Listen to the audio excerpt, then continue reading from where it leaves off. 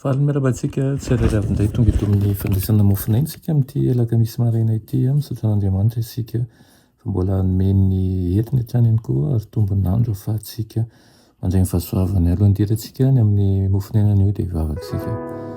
Sotroina azy ireo satria avy aminao ny aina, avy aminao ny hery ary misaotra ihany koa manaikaraka aminay eto. Meo ny tsara indrindra avy aminao izahay toany mba tonga anay joro mandrakariva sy hanaraka anao amin'ny anaran'i Jesosy. Amen. Raha nofinainantsika androany dia manao fenoana ho amin'ny fahafenoan'Andriamanitra.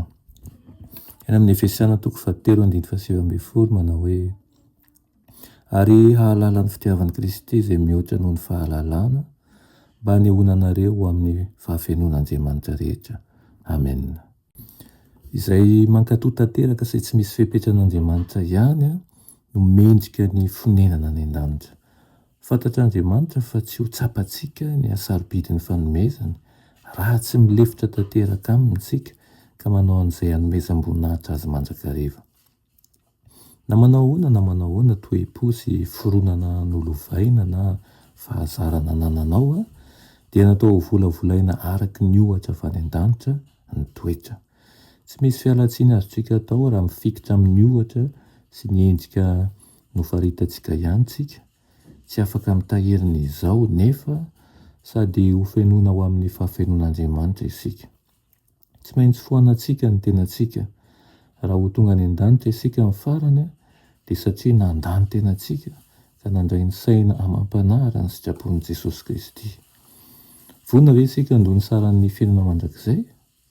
Vonona handinika ve isika ka hanombantombana ny vidiny sy hamaritra raha mendrika ny hanaovana fahafoizan-tena toy izay ny lanitra dia ny famonoana ny izao sy ny fampileferana ny sitrapontsika ho tefena hifandrina tanteraka amin'ny sitrapon'Andriamanitra?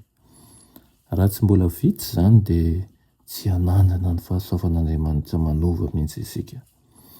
Vatany vao manantona ny Tompo Jesosy ao anatin'ny fahafonan'ny tenantsika isika mba hanao ny asany dia ho fenoany amin'ny fanahy masina ny banga izay ao anatintsika. Mahazo matoky anefa ianao fa homeny anao ny fahafenoany.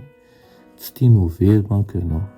Mihoatra noho ny fahalemen'ny filanao an'Andriamanitra, ny faharerenao hanokana ihany koa ny momba anao rehetra ho amin'ny fanompona anazy. Tsy misy fetrany mandrakizay. Fo ihany ny fiainantsika eto amin'ity tany tiako amin'inona ho amin'iza no ivelomana sy amin'ny asantsika ry inona no vokatr'izany. Ilaintsika isan'andro ny fivavahan'i Jesosy fa ho hamarik'Andriamanitra avokoa izay rehetra ataontsika sy lazaintsika. Dinihiny izao tontolo izao rehetra izao ihany koa sy ny anjela ny olona isika ary natao aneo ny toetran'i Kristy ny fiangonana.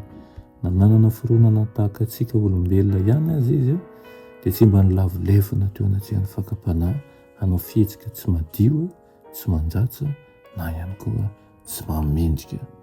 I Kristy ilay ohatra velona ho antsika koa aoka isikina ny fiadiana rehetra isika mba hanahaka azy.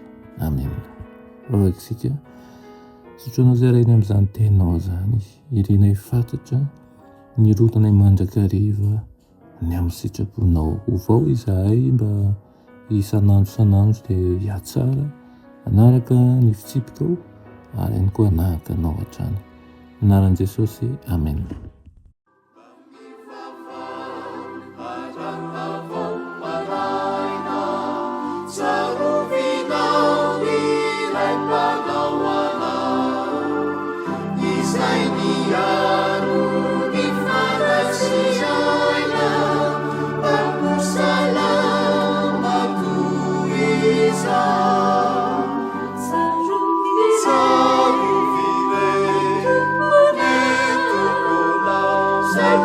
Yeah.